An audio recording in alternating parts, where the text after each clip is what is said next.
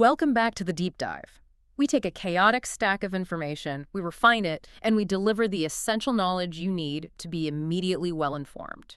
Today we're tackling something pretty intense. Yeah, a necessary but difficult mission. We're analyzing the sources, detailing the recent, and I mean extraordinarily severe, flooding and landslides in parts of Vietnam. Our focus really is on the immediate human crisis, the sheer scale of the damage, and what this all says about, the broader context of extreme weather. Okay, so let's unpack this. We're zooming in on south-central Vietnam, it's a real economic and geographic powerhouse. It's not just a random piece of land. No, not at all. This region is home to huge coffee production belts, a global commodity, and a coastline that's incredibly popular with tourists. But late this fall, the area was just absolutely slammed. And when you look at the core statistics, the severity just hits you immediately.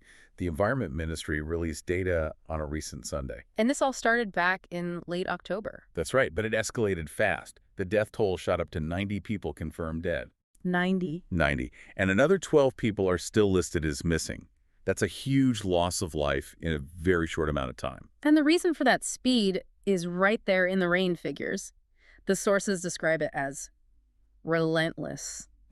That's the word for it. We talk about heavy rain, but this is a whole other level. We're talking about specific areas in central Vietnam seeing rainfall over 1,900 millimeters. Which is almost 75 inches. In 1 week. I mean, that's more than half the annual rainfall for a city like London, all in 7 days. It just creates a catastrophic scenario. And if we connect this to the bigger picture, that kind of relentless pressure, that much water on vulnerable soil. It's a recipe for disaster. It causes what scientists call systemic hydrological failure. It's not just puddles on the ground.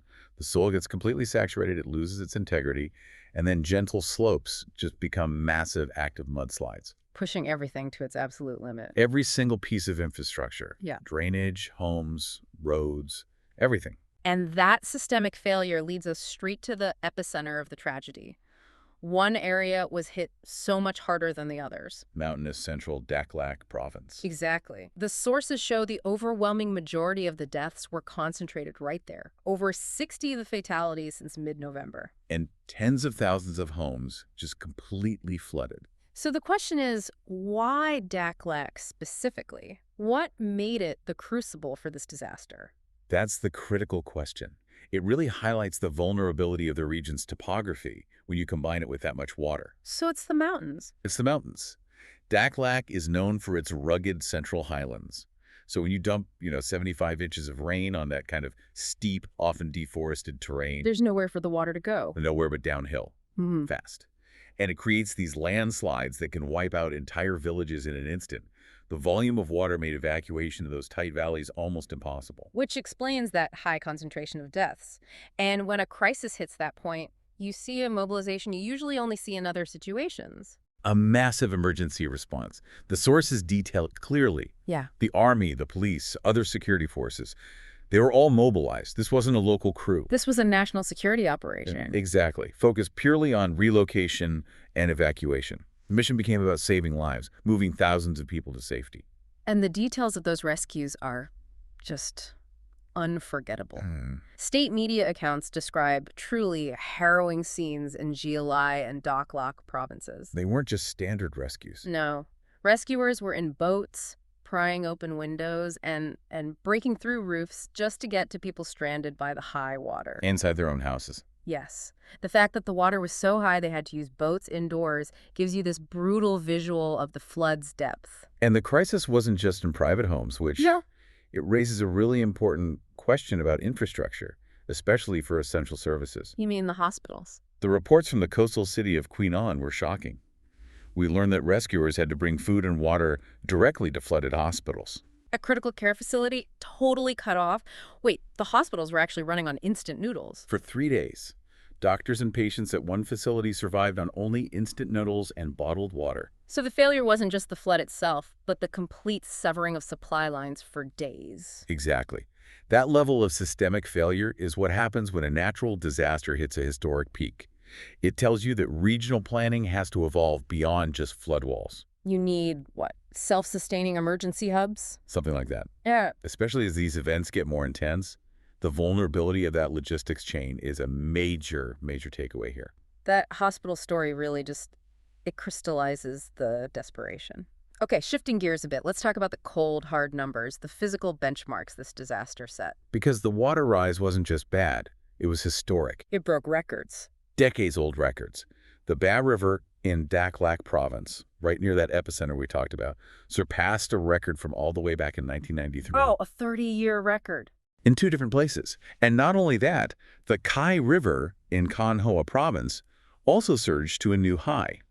When you're breaking records that old, you are dealing with a true anomaly. Absolutely. And the sources let us put together the total physical damage reported by Vietnam's disaster agency. The numbers are just staggering. The assessment really tells a story of displacement and food security risk. We're looking at over 235,000 houses flooded, The 250,000 families. instantly displaced or suffering huge property loss. And then there are the crops. For a major agricultural belt, this is devastating. Nearly 80,000 hectares were ruined. And when you say 80,000 hectares, we're talking about rice, but also cash crops like the coffee from those Central Highlands. Which doesn't just impact Vietnam, it has ripple effects. Of course. The immediate loss affects local farmers, but damage on that scale in a vital zone like the coffee belt. It signals instability to international markets. So this all comes with a massive price tag. What does this mean in, dollars and cents? The Vietnamese government put out an initial estimate. So far, the flooding has cost the economy around 8.98 trillion dong, Which translates to what for us? about 341 million US dollars. Is it even possible to quantify that so quickly? That number, 341 million?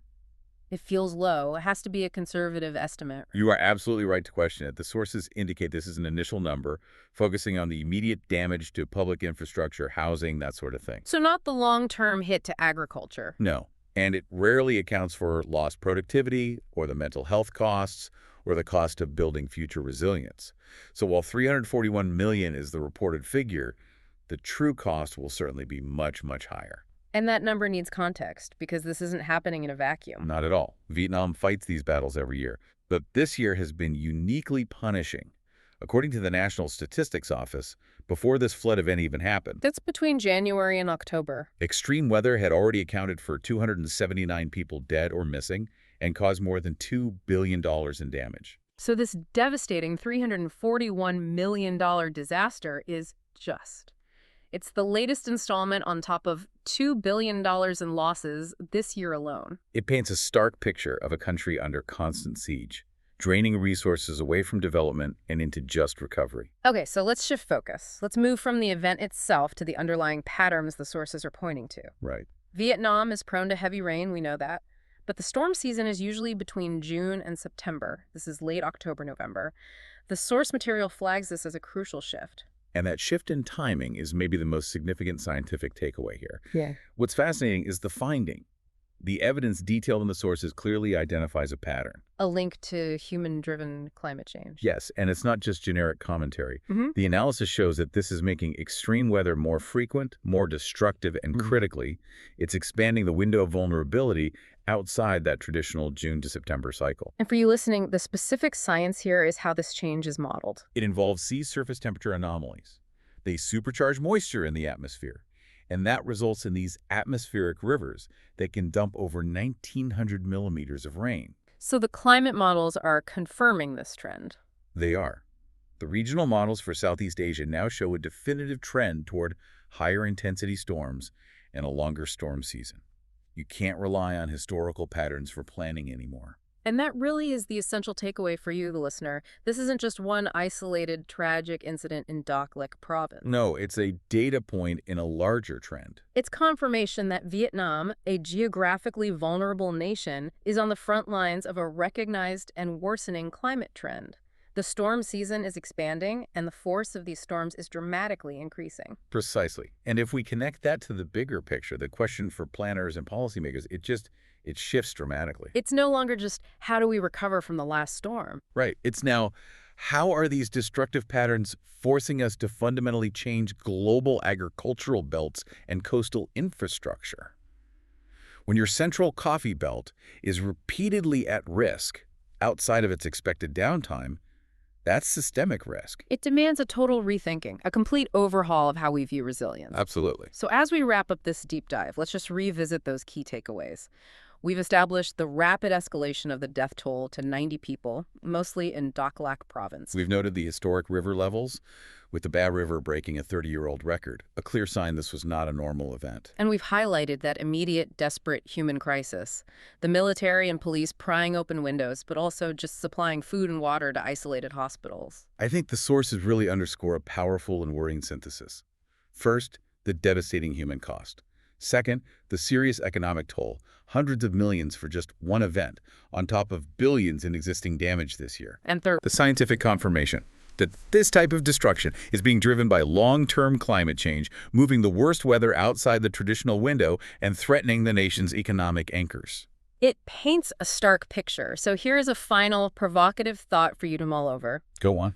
If 1 week of rain can exceed 1,900 millimeters, cost $341 million, and break decades-old river records, what does this tell you about the future planning needed for regions that are both economically vital, like for global coffee production, and inherently vulnerable? Does the spending need to shift? Exactly. Does the current expenditure need to shift from just recovery to proactive, multi-billion-dollar climate adaptation projects?